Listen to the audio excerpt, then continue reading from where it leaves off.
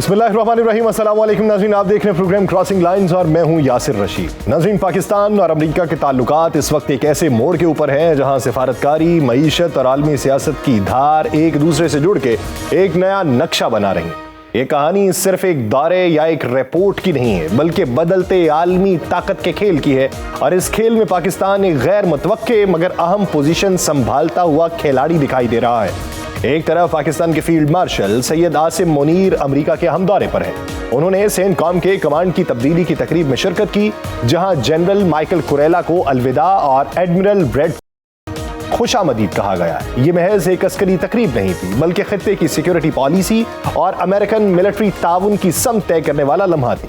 आसिम मुनीर ने general Kurilla की क़यादत को सराहा और नए कमांडर के लिए नेक ख्वाहिशात का इजहार किया और मुस्तकबिल में मुश्तरका सिक्योरिटी चैलेंजेस से निपटने के अज़्म को दोहराया है।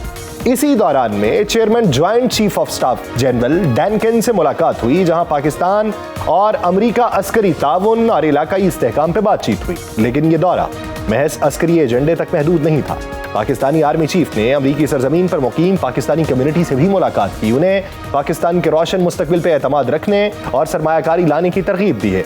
इस डायस्पोरा इंगेजमेंट का मकसद सिर्फ जज्बाती राबिता नहीं है, बल्कि मुआशी और सॉफ्ट पावर के महाज के ऊपर एक अमली हिकमत अमली है। इसी दौरान अमरीकी जरीदा ब्लूमबर्ग एक दिलचस्प इंकशाफ करता है कि पाकिस्तान इस वक्त अमरीकी सदर डोनाल्ड ट्रंप का पसंदीदा मुल्क बन चुका है। यह एजाज एक ऐसे वक्त में मिल रहा है जब भारत को वॉशिंगटन के साथ ताल्लुकात में शदीद दबाव का सामना है। ब्लूमबर्ग के मुताबिक पाकिस्तान ने ट्रंप के साथ अपने कार्ड्स इस महारत के साथ खेले हैं कि वो स्विट्जरलैंड, ब्राजील, हत्ता के भारत के बरखिलाफ बगैर ज्यादा रुकावटों के एक बेहतर तिजारती मुआहिदा करने में कामयाब हो चुका। ये सब कुछ इस साल के आगाज में पाक भारत कशीदगी के दौरान शुरू हुआ, जब मिसाइल और ड्रोन हमलों के तबादले ने दोनों मुमालिक को जंग के दहाने पर पहुंचा दिया। इस नाजुक लम्हे पर ट्रंप ने जंगबंदी का ऐलान किया, जिसे पाकिस्तान ने फौरन कबूल किया, मगर भारत ने इस मामले में अमेरिका के किरदार को तस्लीम करने से गुरेज किया और उसके बाद व्हाइट हाउस के साथ ताल्लुकात में भी बिगाड़ आ गया। नाज़रीन, इस पूरे मंजरनामे में पाकिस्तान के पास कुछ ऐसे वसाइल और मौके हैं जिन्होंने ट्रंप की दिलचस्पी को बढ़ा दिया। दुनिया के बड़े गैर इस्तेमाल शुदा सोने और तांबे के ज़खायर, वसी तेल के इम्कानात और डिजिटल करेंसी की नई मार्केट। यही वजह है कि डोनाल्ड ट्रंप की हिमायत याफ्ता वर्ल्ड लिबर्टी फाइनेंशियल के नुमाइंदे पाक भारत कशीदगी के दिनों में इस्लामाबाद आते हैं और पाकिस्तान के साथ क्रिप्टो इनिशिएटिव पे मुआहिदे होते हैं। फिर एक ऐसा लम्हा आया जिसने ताल्लुकात को नई बुलंदी पर पहुंचा दिया। लम्हा क्या था और उस बारे में क्या बातें होती रहीं? इस मंजरनामे में व्हाइट हाउस में पाकिस्तानी आर्मी चीफ के एजाज में खुसूसी जोहराना। उसके फौरन बाद पाकिस्तान की हुकूमत ने ऐलान किया कि वो ट्रंप को अमन के नोबेल इनाम के लिए नामजद करेगी। ये महज एक अलामती कदम नहीं था, बल्कि एक वाज़ेह पैगाम था कि इस्लामाबाद अपने नए ताल्लुकात को कितनी अहमियत देता है। और यह पेशरफ्त ऐसे वक्त के बाद हुई जब जो बाइडन इंतजामिया के साथ पाकिस्तान के ताल्लुकात महदूद और सर्द मोहरी का शिकार रहे, जबकि भारत बरसों से अमेरिका का चीन के मुकाबले में एक अहम स्ट्रेटेजिक पार्टनर समझा जाता रहा। अब सूरत हाल उल्टी होती जा रही है। भारत परेशान है और सिफारती दबाव में है, जबकि पाकिस्तान एक नए एतमाद और मुमकिना फवायद के साथ आगे बढ़ रहा है। फील्ड मार्शल सैयद आसिम मुनीर की दूसरी मर्तबा दौरा अमेरिका पर भारतीय मीडिया और सियासतदानों का रद्द-ए-अमल एक बार फिर शदीद इस्तराब और तनकीद से भरपूर नजर आया। भारतीय अखबारात और न्यूज चैनल्स ने इसे पाक अमेरिका ताल्लुकात में गहरे स्ट्रेटेजिक बदलाव की अलामत करार दिया और यह दावा किया कि वाशिंगटन अब खित्ते में इस्लामाबाद को दोबारा मरकजी अहमियत देने लगा। बाज टीवी एंकर्स ने इसे सिफारती नाकामी करार दिया, बाज ने इसे भारतीय मफादात के लिए खतरे की घंटी कहा, जबकि सोशल मीडिया पे कौम परस्त हलकों ने मोदी हुकूमत से जवाब तलब किया कि आखिर क्यों पाकिस्तान को व्हाइट हाउस में इस कदर पजीराई मिल रही है। सियासी महाज के ऊपर कांग्रेस ने मोदी हुकूमत पर इल्जाम लगाया कि वो ट्रंप इंतजामिया से ताल्लुकात में तवाजुन कायम रखने में नाकाम रही और पाकिस्तान के लिए खुलती हुई अमरीकी हिमायत इस नाकामी का बराह रास्त नतीजा है। इन आरा के बाद बीजेपी ने इसके जवाब में कांग्रेस पे पाकिस्तानी बयानियां अपनाने का इल्जाम लगा दिया और दावा किया कि ये ताल्लुकात वक्ती और मखसूस इलाकाई हालात का नतीजा है, जिन्हें भारत अपनी दिफाई और मुआशी पॉलिसी से संभाल लेगा। दिफाई और स्ट्रेटेजिक थिंक टैंक्स में भी बेचैनी पाई गई है। एक्सपर्ट्स का यह कहना है कि पाकिस्तान को अमेरिका की जानिब से बार बार आला सतह पे मदऊ करना, खास तौर पे आर्मी चीफ को व्हाइट हाउस के जोहराने जैसे एजाज़ात से नवाजना और फिर सेंट कॉम में कमांड की तब्दीली के मौके पे बुलाना, ये भारत के लिए एक वाज़ेह पैगाम है कि इस खित्ते में पहली तरजीह की पोजीशन अब चैलेंज हो चुकी है। ये सब ऐसे वक्त में हुआ है जब भारत पहले ही अमेरिकी तजारती टैरिफ्स, रूसी तेल के मामले और चीन के साथ बढ़ती कशीदगी के दबाव में है, जिसने इस रद्द अमल को मजीद तल्ख और जज्बाती बना दिया है। लेकिन बड़े सवाल यहीं से उठते हैं कि क्या ये बदलाव सिर्फ ट्रंप की जाती तरजीहात का नतीजा है या ये अमेरिका की बदलती पॉलिसी का हिस्सा है? क्या पाकिस्तान इस मुआशी मौके को तरक्की, सरमायाकारी और दिफाई ताउन में बदल सकेगा? क्या भारत के साथ बढ़ता हुआ अमेरिका का फैसला खित्ते की ताकत का तवाजुन तब्दील कर देगा? और सबसे बढ़ के सवाल ये कि क्या आने वाले महीनों में फील्ड मार्शल आसिम मुनीर के ये राबिते पाकिस्तान के आलमी किरदार को एक नई जहद दे सकेंगे? ये सब सवालात हैं। इन सब सवालात के जवाबात जानेंगे एक ब्रेक के बाद। कहीं नहीं जाइएगा, स्टे विद अस। ब्रेक के बाद खुशामदीद नाज़रीन। फील्ड मार्शल के दौरा अमेरिका और उसके ऊपर बैनुल अक़वामी मंजरनामे के अंदर पाकिस्तान की इस पोजीशन और हमारे हमसाया ममालिक में हमारे बारे में होती हुई बातें, इस पूरे मंजरनामे में बात करेंगे। हमें ज्वाइन किया है major general retired Zahid Mahmood साहब ने। बहुत शुक्रिया आपके वक्त का जनरल साहब। इस वक्त अगर बैनुल अक़वामी मंजरनामा देखें, ब्लूमबर्ग की अगर आप रिपोर्ट का जरा अहाता करें तो उसमें यह बताया जाता है कि ट्रंप के नजदीक इस वक्त पसंदीदा मुल्क अगर कोई है तो वो पाकिस्तान है। आप इसे सिफारती कामयाबी समझते हैं या फिर वक्ती तौर के ऊपर तरजीहात समझते हैं अमेरिका की, या किसी और तनाजुर में इसे देखते हैं? जी, बिस्मिल्लाहिर्रहमानिर्रहीम। Yasir, thank you very much for the invite. देखिए, United States of America is not an ordinary country, super power है और दो के मल्टीपोलैरिटी की तरफ वर्ल्ड जा तो रहा है, बट अभी वो वक्त नहीं आया कि वो एक इसका जो यूनिपोलैरिटी है उसको 100% चैलेंज कर दिया जाए इन ऑल डोमेन्स। इकोनॉमिकली चैलेंजेस बढ़ रहे हैं अमेरिका के लिए, हो सकता है दूसरी कंट्रीज भी आगे बढ़ रही हो, पॉलिटिक्स में भी थोड़ा बहुत चल जाता है, लेकिन जहां तक मिलिट्री माइट का ताल्लुक है इस वक्त यूनिपोलैरिटी है, it will take some time, क्योंकि एप्लीकेशन करता है यूनाइटेड स्टेट्स अपनी मिलिट्री की to pursue the political objectives. आप चाइना को देख लें या रशिया को देख लें, रशिया ठीक है यूक्रेन में कर रहा है, उसका अपने एक वॉर इज ऑन, बट वो उसी में लिमिट हुआ है, उसके और कुछ इस तरह के अजाइम नहीं है। अजाइम अमेरिका के भी नहीं है, बट एनीवेज वो अपने पॉलिटिकल इंस्ट्रूमेंट को, पॉलिटिकल ऑब्जेक्टिव्स को अचीव करने के लिए, जैसे ईरान में अभी थोड़ी देर उनकी एप्लीकेशन हमने देखी, रिसेंट पास्ट में हमने अफगानिस्तान में देखी, तो एक उनका इम्पैक्ट अभी तक उसको कोई बीट नहीं कर पा रहा। तो उस कॉन्टेक्स्ट में जब वो किसी मुल्क के साथ भी रवाबित रखेगा तो वो ऑफ कोर्स उसका इम्पैक्ट और उसका लेवल जो होंगे वो डिफरेंट होंगे, चाहे थोड़े अरसे के लिए हो चाहे ज्यादा अरसे के लिए हो। एक एक लम्हा इस रिलेशनशिप में गुजारे जाने वाला जो है, it will have an impact. Pakistan ने देखे अभी वो जो इनका इस वक्त इंटरेक्शन पाकिस्तान के साथ है, या सिर्फ ये एक परफॉर्मिंग पाकिस्तान के साथ है, it's not an ordinary Pakistan जो जिसका और यूनाइटेड स्टेट्स का और पाकिस्तान का थोड़ा सा मिसट्रस्ट था, एप्रीहेंशंस थी, एक पाकिस्तान को इग्नोर करने वाली स्टोरीज हैं, पाकिस्तान को बिट्रे करने की स्टोरीज हैं अमेरिका की तरफ से। We have had a bad past, but ये हमारे रिलेशनशिप सीसा का एक सिलसिले से होते हुए यहां तक पहुंचे हैं।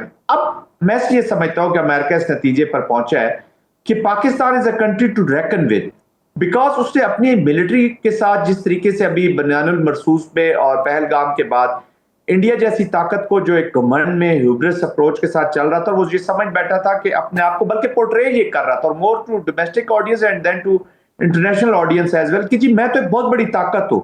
उनके आप जयशंकर की जरा स्टाइल देख लें, बातचीत करने का तरीका देख लें, उनके मिनिस्टर्स का देख लें, उनकी ह्यूब्रिस्टिक जो प्राइम मिनिस्टर की स्पीचेस, फिर वो समझ रहे थे कि हमने अगर हाउडी मूडी कर ली है और ट्रंप की हमने कंपेन भी कर ली है जाके, तो अपना हमने वो कहते हैं ना गिरगिट की तरह डिप्लोमेसी को भी आपने गिरगिट का रंग दे दिया है।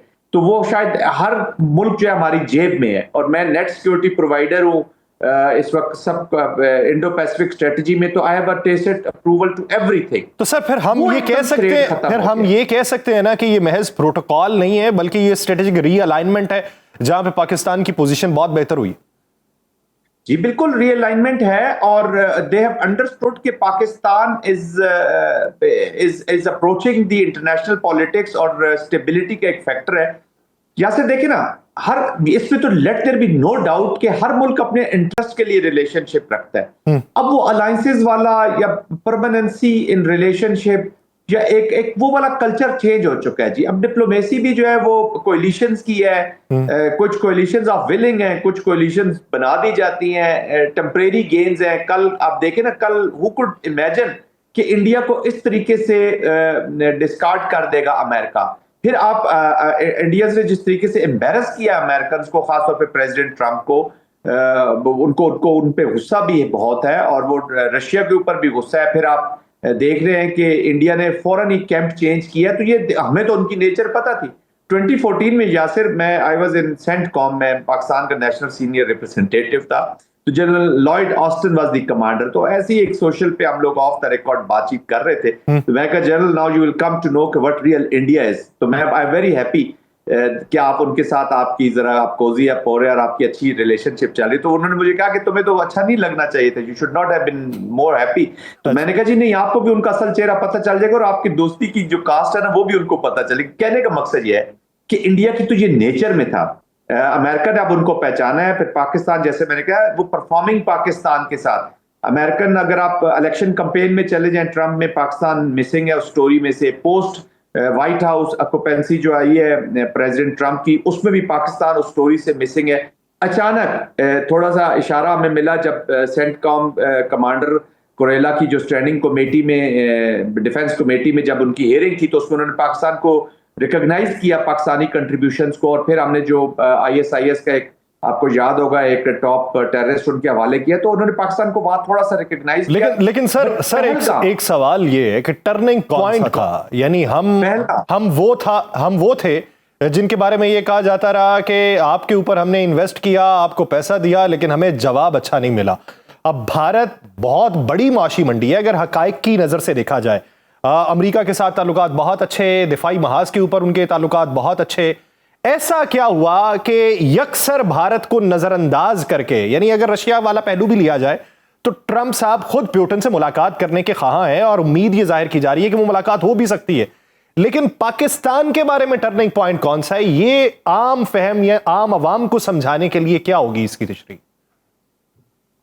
Yasir, let there be no doubt, किसी को पाकिस्तान में या बाहर किसी को कोई शक नहीं होना चाहिए कि ये जो पाकिस्तान की कौम ने अपनी मिलिट्री के साथ मिलके जो बुनियानुल मरसूस किया है, और ये जो पहलगाम में संदूर को, ऑपरेशन कलम का टीका में बदला है इंडिया के लिए, this is the turning point. उधर से उन्होंने कहा कि परफॉर्मिंग पाकिस्तान है और ये शरेड है जो so called net security provider, ये जो वॉच डॉग हमने बनाया हुआ है इधर, ये तो पेडिग्री डॉग निकला ही नहीं है, ये तो निकला है, आई मीन स्ट्रे डॉग निकला है एक, तो किसी काम का नहीं निकला। और फिर आप एम्बेरस कर रहे हैं बार बार। प्रेसिडेंट ट्रंप आप देखें ना, 30-35 दफा, 30-31-32 दफा कह चुके हैं कि ये पाकिस्तान ने फिर स्ट्रेटेजिकली रिकॉग्नाइज किया है प्रेसिडेंट ट्रंप की खिदमात को, कह ले, या उनकी कोशिशों को, जो स्टेबिलिटी की तरफ लेके गई है, जो पीस की तरफ लेके। देखिए, पाकिस्तान न्यूक्लियर पावर है, Pakistan as a capacity, capability and will to fight India, ये सब दुनिया को पता चल गया। ये अब आई मीन रिटर्न एक चीज है जो पूरी दुनिया को पता चली है कि इंडियन कॉन्टेक्स्ट में पाकिस्तान कभी भी नहीं रुकेगा, चाहे जितना मर्जी इस पे इकोनॉमिक, पॉलिटिकल, मिलिट्री प्रेशर डाल दे, और फॉर दैट मैटर कोई ताकत डाल दे। डिफाइंस जो है पाकिस्तान की इंडिया के अगेंस्ट, जो हुसैनियत है इंडिया के अगेंस्ट, वो कायम रहेगी।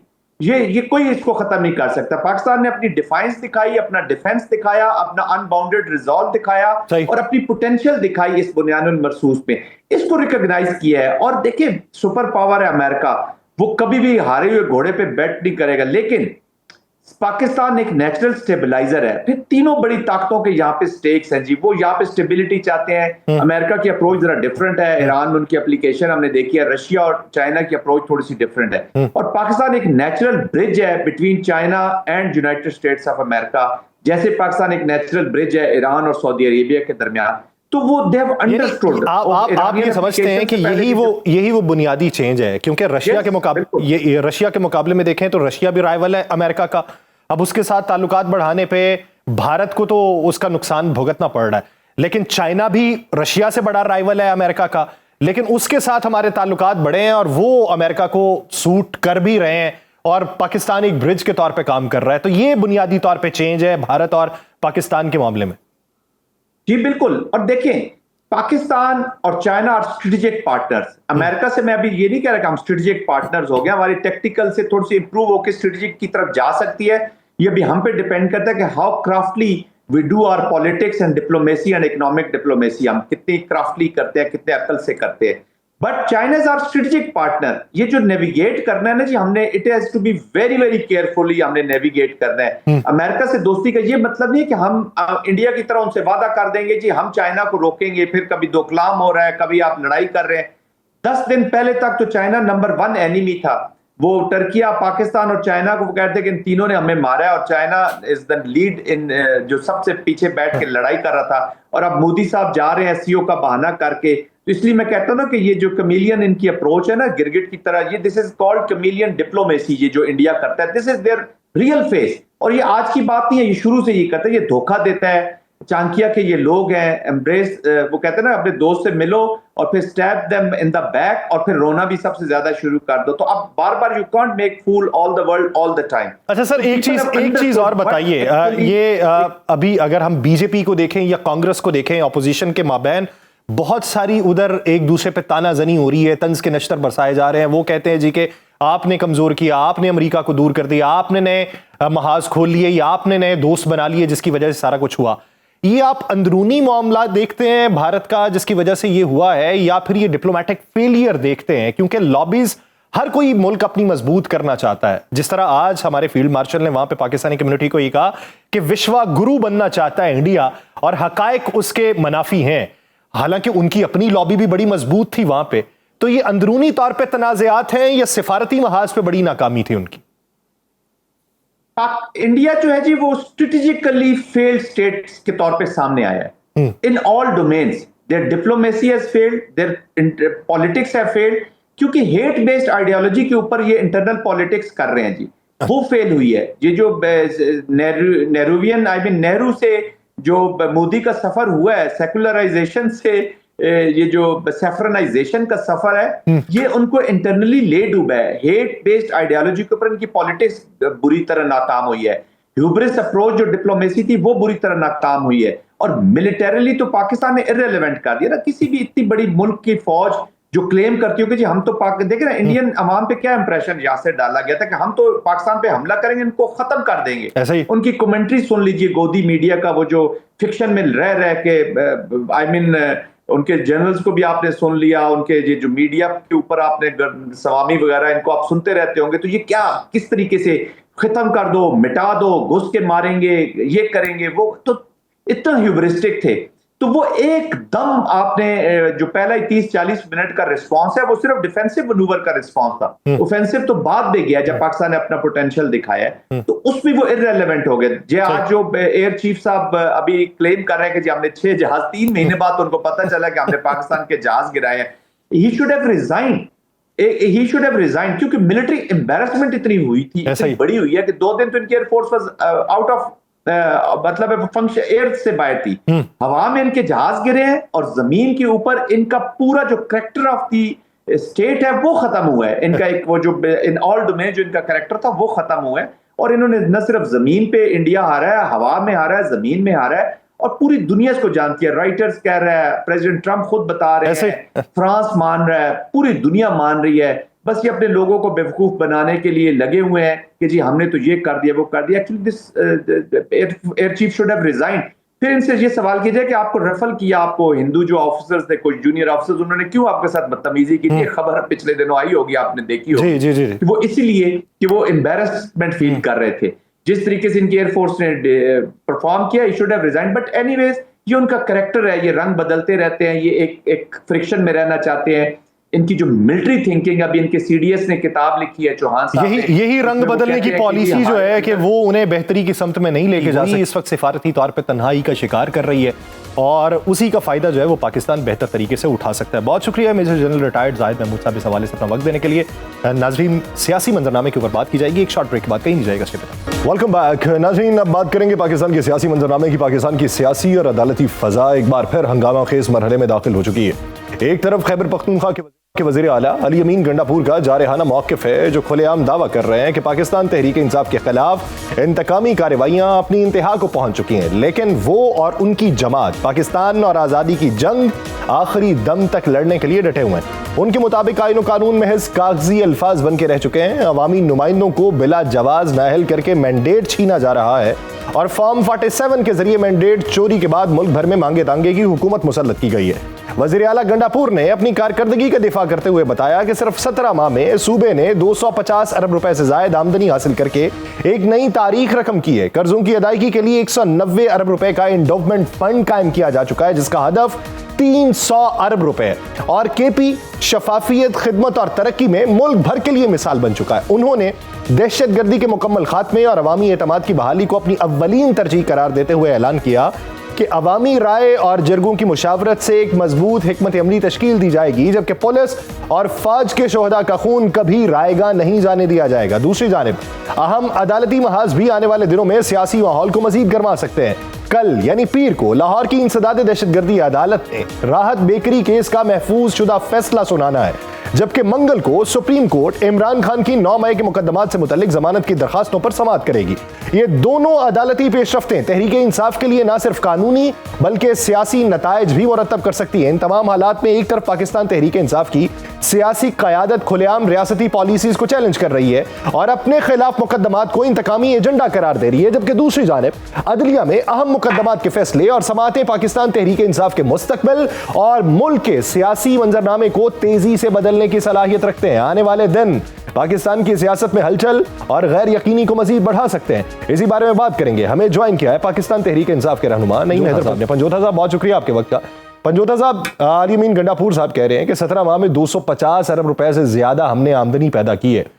ये कारकर्दगी हकीकी नजर से किस हद तक काबिल फहम है और किस हद तक काबिल हजम है? बहुत शुक्रिया, आपने मौका दिया। देखें, वजीर आला हैं वो एक सूबे के और वो स्टेटमेंट दे रहे हैं, रिकॉर्ड को देख कर दे रहे हैं, और कोई अगर इसको चैलेंज करता है तो वो आए सामने। जब से हमारी हुकूमत आई है 14 लाख के करीब लोग जो हैं वो हेल्थ कार्ड से अपना इलाज करवा चुके हैं। 40 अरब की ये टोटल रकम बनती है, जिसमें आप जो है वो छोटा बड़ा इलाज जो भी है आपका, वो इम्प्लांट, ट्रांसप्लांट, और उसके अलावा जो है कोई आपको बीमारी है तो आप जाकर फ्री करवा सकते हैं, ये गरीबों के लिए। इसी तरह वहां पर 4 डैम जो हैं वो मुकम्मल हुए और 11 डैमों के ऊपर वहां पर काम जारी है। हमारे वहाँ हुकूमत जो है सूबे के अंदर है और वहाँ जो टैक्स है उसकी कलेक्शन के अंदर भी 50% इजाफा हुआ है और अपनी हद तक जितना उनसे हो पा रहा है। हालांकि मुश्किलात के अंदर उनको हुकूमत मिली, क्योंकि पीडीएम के जो चंद वो उनका टेन्योर था अरसे का, उसके अंदर उन्होंने वो कहते हैं ना कि बारूदी सुरंगें, उससे भी बढ़ के उन्होंने उस वहां करने की कोशिश की, लेकिन अपने हद तक हर तरीके से वो परफॉर्म कर रहे हैं और उसके अंदर अवाम के लिए अवामी दोस्त मंसूबे जो है वो ला रहे हैं। ग्रीन प्रोग्राम जो हमारा है, वहाँ दरख्त लगाने का, करोड़ों दरख्त वहाँ उन्होंने लगाए हैं और मुसलसल वो साथ साथ अपडेट अपनी ट्विटर अकाउंट के ऊपर भी, सोशल मीडिया के ऊपर भी मुख्तलिफ तरीकों से वो करते रहते हैं कि हमारी जो परफॉर्मेंस है हुकूमत की ओवरऑल। अच्छा पंजोथा साहब, ये बताएं, एंडोवमेंट फंड और 300 अरब रुपए का हदफ, ये किस हद तक हकीकत पसंद आना? देखें, जितने भी वहां पर उन्होंने काम किए हैं वो पाकिस्तान की अवाम के इंटरेस्ट के लिए और वहां सूबे की अवाम के लिए। इस वक्त दहशतगर्दी बहुत बड़ा मसला है वहां पर, उसके लिए भी रात दिन वो कोशां हैं, हर रोज जिरगा कहीं ना कहीं बुला रहे हैं। उसके बावजूद भी हालांकि वफाक ने 1500 अरब रुपए जो है वो खैबर पख्तूनख्वा का देना है, वहां देना तो दूर की बात है, जो जाम अजला हैं उनका अलग से बजट इन्होंने हालांकि वादा किया था कि इनको दिया जाएगा, वो भी नहीं दिया जा रहा। उसके बावजूद हर तरह से वो कह रहे हैं कि किसी भी मामले के ऊपर अगर वफाकी हुकूमत मुनाजरा हमारे साथ करना चाहती है, नैब करना चाहती है, तो बिल्कुल आए सामने हमसे बात करें। खाली घर बैठ के ये ना कह दीजिए कि वहां उस मामले के ऊपर इन्होंने कोई माली बेज़ाब्तियां की हैं। यहाँ भी आपने एक वफाक के अंदर भी स्कैंडल सुना होगा 2000 अरब का। अब वो स्कैंडल भी जो मुझे नजर आ रहा है, सिर्फ और सिर्फ 27वीं तरमीम के अंदर लोगों को वोट दिलवाने के लिए एक धमकी लगाई जाती है ना, जैसे कमिश्नर रावलपिंडी को अचानक बरामद किया गया था कि 70 हजार की लीड से लोग जीते हुए हैं, हालांकि उसने एक्चुअल बात की, लेकिन इस तरह की सारी चीजें इसलिए की जाती हैं ताकि अगले बंदों को आना दिखाया जाए, भैया आपकी तो ये औकात है। जी अच्छा, मैं पंजोथा साहब, आपने जिस बात की ये इलेक्शन कमीशन वाली या वो कमिश्नर साहब वाली, अभी मौजूदा सूरत हाल के तनाजुर में तो ये लगता है कि आपके लिए तो मुस्तकबिल के भी दरवाजे बंद हैं, नाअहलियाँ और फिर उन नाअहलियों को चैलेंज करना जिसका अभी तक तो शायबा ये दिखाई नहीं देता कि कहीं ना कहीं पे जाके वो बहाल हो सकती हैं। तो फिर क्या ये समझें कि नंबर गेम्स जो कौमी असम्बली के अंदर है वो मुस्तकबिल में जाके आपकी कमी होनी है और अपोजिशन बेंचेस के ऊपर भी अपोजिशन लीडर का रोल जो है वो भी आपके हाथ से जाता रहना? देखिए, बात यह है कि पाकिस्तान में जब 8 फरवरी को इलेक्शन हुआ तो 8 फरवरी में लोगों ने, अवाम ने वोट दिया इमरान खान को, उसकी जमात को, और उन्होंने हुकूमत बना के लोगों ने दे दी। अब आगे पाकिस्तान के अंदर क्योंकि रूल ऑफ लॉ नहीं है, यहाँ कानून नहीं है, यहाँ आइन नहीं है, उसको माना नहीं जाता, अवाम के वोट को तस्लीम नहीं किया जाता, तो फॉर्म 47 वाला किस्सा आ गया। फिर कुछ हमारे लोग जिनको दोबारा रिकाउंटिंग के जरिए हरा दिए गए, हालांकि कोई आप पाकिस्तान में 8 फरवरी के बाद ऐसी सीट नहीं देखेंगे जहां रिकाउंटिंग हुई हो तो पीटीआई को सीट दी गई हो, पीटीआई से ही लोगों की सीटें ली गई हैं, 3 सीटें रिकाउंटिंग के अंदर हरा दी। जमशेद दस्ती वाला हो या लतीफ वाला मामला हो, या हमारे वहाँ एक मेंबर जो है वो फौत हुए और उसके बाद वहां इलेक्शन हुआ तो वहां भी फॉर्म 47 आ गया।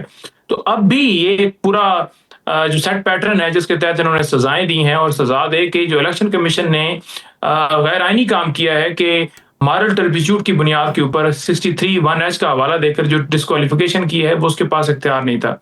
उसको लेकर हम पेशावर हाई कोर्ट गए। पेशावर हाई कोर्ट ने तमाम कार्रवाई को उस नोटिफिकेशन के बाद रोक दिया है कि इसके बाद कोई आपने आगे नहीं बढ़ना। अब जो नोटिफिकेशन का तकाजा वो झगड़ा आ गया और उसके ऊपर जो है मसला खड़ा हो गया कि ये नोटिफिकेशन ही गलत है, जिसकी बुनियाद के ऊपर अदालत ने भी मजीद कार्रवाई से रोका। तो उस नोटिफिकेशन की बुनियाद बनाकर स्पीकर अपना असेंबली के अंदर या सेनेट के अंदर कैसे एक नोटिफिकेशन निकाला जा सकता है कि ये तमाम सीटें जो हैं ये खाली हो गई हैं।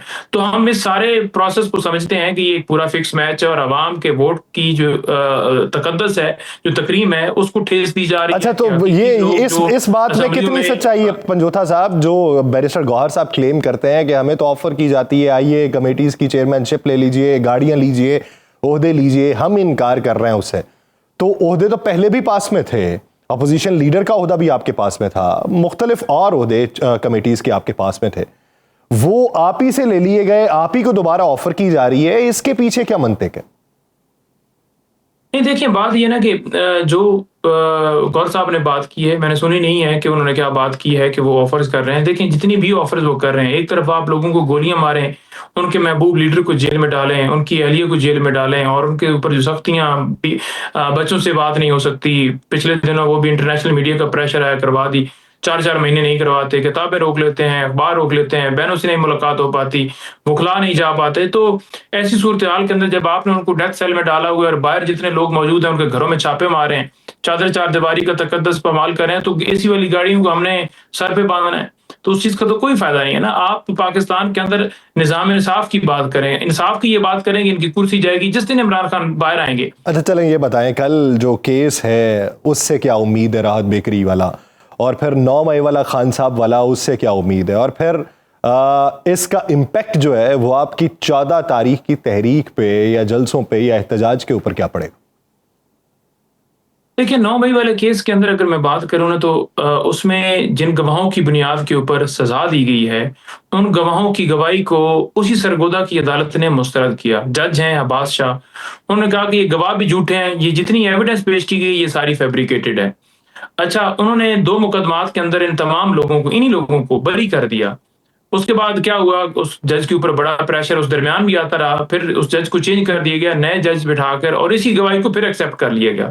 अब इस नुक्ते को हमने लाहौर हाई कोर्ट के अंदर भी उठाया है कि ये जो है सारा मामला किया गया कि एक जज जो है वो बरी कर रहा है, वही अदालत है, और दूसरा जज जो है वो सजा दे रहा है जब नया जज आकर चेंज किया जाता है। तो ये ना इंसाफी है। कैसे कोई बंदा टेबल के नीचे, वो टेबल भी हम लेकर जाएंगे जहां ये बात करते हैं कि वो छुप के कोई नीचे बैठा था, हालांकि वो एक टेबल पड़ा हुआ, एक छोटा सा कमरा है जहां इमरान खान साहब जूम मीटिंग करते थे, उस टेबल की बात करते हैं कि उसके नीचे छुप के बैठा था वो एहलकार जो जिसने तिलस्मी टोपी पहनी थी, जो किसी को नजर ही नहीं आया, और उसकी गवाही के ऊपर कि इमरान खान ने साजिश की, दीगर लोगों ने साजिश की। अच्छा, फिर गवाही आप देखें, उसके अंदर जो लोग उनको समझ आ रहे हैं कि इनको हमने छोड़ना है, वो कह रहे हैं जी कि ये लोग नहीं पाए गए, इन्वेस्टिगेट जो वहां बनाई गई थी, वहां कमेटी बनाई गई थी या जो JIT बनाई गई थी, वो कह रही है जी कि ये बंदे बिल्कुल वहां मौजूद नहीं थे, इनका साबित हो नहीं पा रहा कि ये वहां पर थे। ये बातें तो वो है जो सबके सामने है, लेकिन पंजोथा साहब, नजर तो आप लोगों को भी कुछ नहीं आ रहा जो सामने होता हुआ है। जब आप लोगों को ये मालूम है कि वो की पर्सन्स या मेन टियर लीडरशिप जिनको नाअहल कर दिया गया है, आप उनके लिए फिर तगोदो कर रहे हैं। तगोदो तो करनी चाहिए, कानूनी महाज पे जारी तो रहेगी, लेकिन किसी सेकंड टियर लीडरशिप को या उनके किसी नॉमिनी को भी आगे किया जाता ताकि मालूम पड़ता कि ये हमने अपने भी ऑप्शंस रखे हुए हैं, ये कार्ड हम भी अपने वक्त पे शो कर रहे हैं। नहीं देखिए, जब तक आप किसी भी जुल्म के खिलाफ आवाज बुलंद करते रहते हैं, जिंदा कौमों की ये निशानी है कि वो आवाज बुलंद करती हैं, बात करती हैं। हम सांस लेते हैं, हम खाना खाते हैं, हमारी आंखें हैं, हमारे कान हैं, हमारे नाक हैं, तो हम बात करते रहेंगे। जहां तक लीडरशिप की बात है तो खान साहब ने यही फैसला किया कि जब इनको डिस्क्वालीफाई किया गया है, गैर कानूनी सजाएं दी गई हैं, तो वहां इलेक्शन नहीं हम अपना हिस्सा लेंगे। तो यही खान साहब का फैसला है और वो फैसला उन्होंने इसलिए लिया नहीं। मेरा एक सादा पंजोथा साहब मेरा एक सादा सा सर मेरा एक सादा सा सवाल है। आप अदालतों में जाते हैं, ये अभी नाअहलियां भी आपने जाके चैलेंज किए हैं, आप मुख्तलिफ मौक़ों पे और भी उसी अदालत उसी जज साहब के सामने जाते हैं जिस जज साहब के मुताबिक आपको गलत सजाएं दी गई, आपके मुताबिक उन्होंने गलत सजाएं दी, फिर भी उनके सामने जा रहे हैं ना, कानूनी मंजरनामे पे तूल तो दे रहे हैं ना, उसको अडॉप्ट तो कर रहे हैं ना, तो फिर यहां पे क्यों स्पेस दी जा रही है? नहीं देखिए, हम उस अदालती सिस्टम को अडॉप्ट इसलिए करते हैं क्योंकि हमारे पास कोई और ऑप्शन नहीं है। अगर हमारे पास कोई ऑप्शन होता ना कि यहाँ ही कोई international court of justice Pakistan के अंदर होती या यहाँ रजू कर लिया जाता, तो हम पाकिस्तान की तो तमाम अदालतों के अंदर जाकर इस्तदाएं कर रहे हैं। कोई ये ना कहे कि उन्होंने अदालत जाकर इस्तदा नहीं की। और उस चीज को भी हम हाईलाइट कर रहे हैं कि किस तरह नाइंसाफियां हो रही हैं। हम अपनी जगह पर रजू कर रहे हैं। हम इस आइन के जिसकी शक्ल ही तब्दील कर दी गई है, जिसके मुताबिक अपनी मर्जी के जज बिठाए गए हैं, तो हम उसके बावजूद इनके सामने जा रहे हैं, इनको गैरत दिला रहे हैं, इनको समझा रहे हैं कि कानून ये कहता है नाइंसाफी ना कीजिए, और जो नाइंसाफियां होती हैं फिर उसको हम वहां जाकर बात कर। मखसूस नशिस्तों का केस उठा लें। हमें पता था कि आप मखसूस नशिस्तें उठाकर और जमातों को दे दी जाएंगी, ठीक है। आज तक किसी ने आकर मीडिया के ऊपर ये सवाल नहीं किया कि कोई आइन के अंदर ऐसी चीज दिखा दें कि प्रोपोर्शनल रिप्रेजेंटेशन की बुनियाद के अलावा किसी और नुक्ते के ऊपर किसी और जमात को ज्यादा सीटें मिल सकती हैं। फॉर एग्जाम्पल पीटीआई है, वो असेंबली के अंदर है, उसको 10 सीटें मिली हैं, ठीक है, उसकी ओरिजिनल 10 सीटें हैं, तो उसको कैसे मखसूस 20 नशिस्तें मिल सकती हैं? ये आइन के मुताबिक मुझे कहीं पर जवाब दिखा दें। तो कोई बात नहीं करता इस बात के ऊपर। मकसूद था पीटीआई से सीटें लेने, हम इसलिए गए, उस प्रोसेस का हिस्सा भी बने, क्योंकि हम चाहते थे कि एक तो मीडिया ट्रायल जो सारा हमने कहा कि लाइव कवरेज हो, तो लाइव सारी समाअत हुई। दूसरा ये कि पूरी दुनिया देख सके कि किस तरह जो है वो नाइंसाफी हुई है। चले पंजोथा साहब ये तो कानूनी मंजरनामा है, प्रोग्राम का वक्त खत्म होने वाला है। मुझे भी सजाएं दी गई हैं इमरान खान के अंदर। एक सवाल पंजोथा साहब मेरा है, मुझे पंजोथा साहब आपको आवाज आ रही है? तो मेरा एक सवाल प्रोग्राम के आखिर पे वो ये है कि ये तो चले कानूनी मंजरनामा हो गया, अवामी मंजरनामे पे ये जो 14 अगस्त की आपने कॉल दी है, पहले 5 अगस्त की कॉल थी, क्या ये सिर्फ अब अलामती एहतजाजों तक ही आपने महदूद रहना है या कोई बड़ा मार्च, बड़ी रैली, बड़ा एहतजाज वो भी प्लान किया जा रहा है? नहीं, बहुत बड़े एहतजाज थे, बहुत बड़ा जो है वो यहाँ पर इस्लामाबाद के अंदर काफिला आया था। 5 अगस्त को अगर आप देखें तो हर जगह के ऊपर बहुत ज्यादा तादाद के अंदर लोग थे। पंजाब की अगर बात करें तो पंजाब में भी जिस हद तक जो फस्तायत थी, देखिए इनको कहें ना कि आप हमें इजाजत दे दें, ये तो इजाजत नहीं देते। उधर ये कहते हैं कि इनकलाब जो है इजाजत नहीं मांगते, ठीक है। जब हम निकले तो कहते हैं कि ये मुल्क के खिलाफ इंतजारी हैं, ये मुल्क को गिराना चाहते हैं, मुल्क की मईशत पहिया ठीक हो रहा है तो ये निकल पड़े हैं। तो किसी जगह पर ये खुश नहीं है। 2 जगहों पर जलसे की दरखास्त दी, एक इस्लामाबाद में, एक लाहौर में। दोनों जगह के ऊपर इन्होंने मैं वही बात कर रहा हूँ, ये इजाजत तो आपको तादमे मर्ग नहीं मिलनी जब तक ये हुकूमत मौजूद है, तो फिर आपकी हिकमत अमली भी यही रहेगी। देखें, हिकमत अमली यही है कि आप सरेंडर नहीं कर रहे, आप खड़े हैं। तो यही सबसे बड़ी हिकमत अमली है कि हम जो बने बैठे हैं उनके सामने नहीं झुक रहे, और हमने स्टैंड लिया हुआ है। इंशाल्लाह ताला एक दिन तो जीत होगी ना, एक दिन जीत होगी। स्टैंड लिया हुआ है और इसके सामने झुकने का कभी इरादा नहीं किया पाकिस्तान तहरीक इंसाफ इसी को लेकर आगे बढ़ी। बहुत पंजोथा साहब इस हवाले से अपना वक्त देने के लिए। नाज़रीन, प्रोग्राम का वक्त खत्म हुआ चाहता है, मुझे दीजिए इजाजत, आपसे मुलाकात होगी जुमे के रोज। अपना बहुत सा ख्याल रखिएगा, अल्लाह ने के बाद।